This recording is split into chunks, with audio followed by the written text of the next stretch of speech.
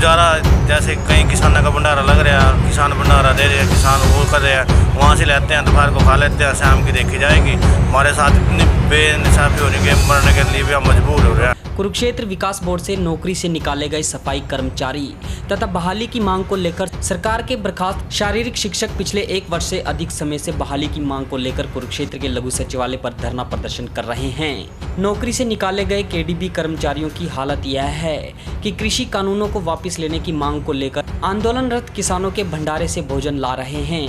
माध्यम चैनल से सबसे पहले ये कह दूँ, यहाँ मेरे को 1 साल 25 दिन हो गए बैठने को, सिवाय आश्वासन के हमारे को कुछ नहीं मिल रहा। अभी भी हम गए थे सीओ साहब के पास गए थे, अभी नया डीसी आया, इसके पास तो हम मिले नहीं है। उससे पहले वो डीसी साहब ने बात कही थी भी आपको जल्द से जल्द ड्यूटी पे लगाया जाएगा।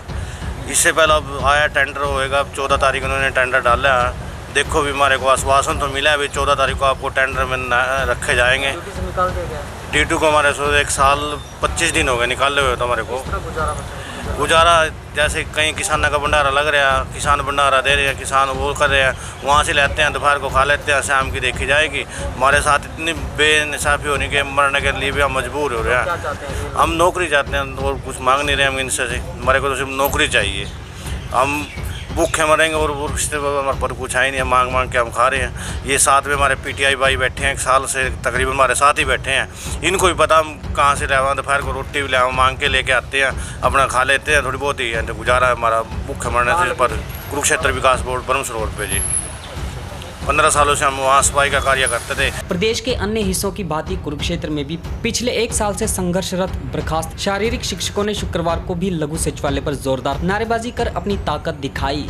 सबसे पहले तो मैं आप हमारे बीच में आए, मैं आपका यहाँ पर धन्यवाद करता हूँ, स्वागत करता हूँ। जैसा कि हम पूरे 1 साल हमारे को हो गया है यहाँ पर बैठे हुए, ये सफाई कर्मचारी हमारे साथी बैठे हुए हैं और हम PTI 1983 जो 2010 में हमारी भर्ती हुई थी, 10 साल तक हमने सेवाएं दी एजुकेशन के अंदर, एजुकेशन डिपार्टमेंट के अंदर। खेलों को खूब हम आगे लेकर के गए, लेकिन सरकार की गलत नीतियों के कारण और सिर्फ हम तो दावे से एक बात कहते हैं कि राजनीतिक द्वेष हमारे साथ बरता गया, क्योंकि हम हुड्डा सरकार में लगे थे और इस BJP सरकार ने हमारी कोई पैरवाई नहीं की। माननीय कोर्ट हमें नहीं निकालना चाहती थी, क्योंकि कोर्ट ने जब इस सरकार से ब्यौरा मांगा कि आपके पास क्या आज हालात है, कितनी सीटें आपके पास हैं, तो वहाँ पर ये निकम्मी सरकार गलत वहाँ पर रिपोर्ट देती है। इसको डूब के मर जाना चाहिए। ये कहते हैं कि हमारे पास कोई सीट नहीं है, और RTIs के तहत जब हमने पता किया तो हमारे अलावा 1612 सीटें भी वैकेंट थी।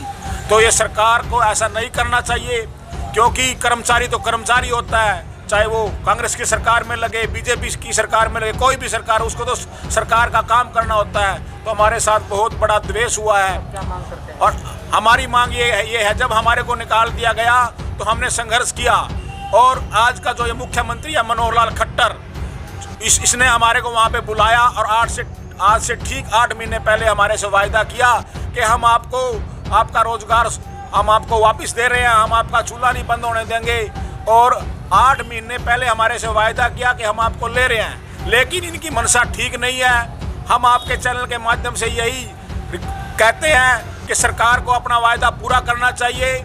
और आज हमारे इस आंदोलन के तहत 17 साथी मर चुके हैं। उससे पहले हम जॉब में रहते हुए भी हमारे 40 से 50 के बीच में साथी गुजर चुके हैं। उन सब परिवारों का बुरा हाल है। हमारे ऊपर सबके ऊपर लोन खड़े हैं। हमारे बच्चे आज ऐसी अवस्था के अंदर बड़ी बड़ी क्लासों में पढ़ रहे हैं। हमारे आधे से ज़्यादा साथी 50 साल से ऊपर के हो गए हैं। तो इस अवस्था के अंदर आज हमारे पास खाने के लिए राशन नहीं है, बैंकों की किस्त भरने के लिए पैसे नहीं है, बच्चों की फीस भरने के लिए पैसे नहीं है। और ये निकम्मी सरकार पता नहीं किस नींद के अंदर सोई हुई है। इसको जागना चाहिए। और इस मनोहर लाल खट्टर को जो कहता है कि मैं अपनी बात का धनी हूँ, इसको अपना वायदा पूरा करना चाहिए।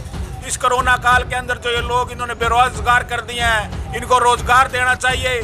तो ये सरकार की ड्यूटी बनती है। ये अपने भत्ते तो सबके सब बढ़ा देते हैं, इनकी पेंशनें 3-3 लाख हैं और पता नहीं कितने कितने ये फायदे ले रहे हैं, लेकिन आम जनता से इनको कोई सरोकार नहीं है। तो हम आपके चैनल के माध्यम से यही कहते हैं नहीं तो आने वाले दिनों में हम इस सरकार को आगे नहीं आने देंगे, किसी भी कीमत पे नहीं आने देंगे, क्योंकि जनता त्राही त्राही कर रही है, लेकिन इनको शर्म नहीं आ रही, इनको शर्म आनी चाहिए।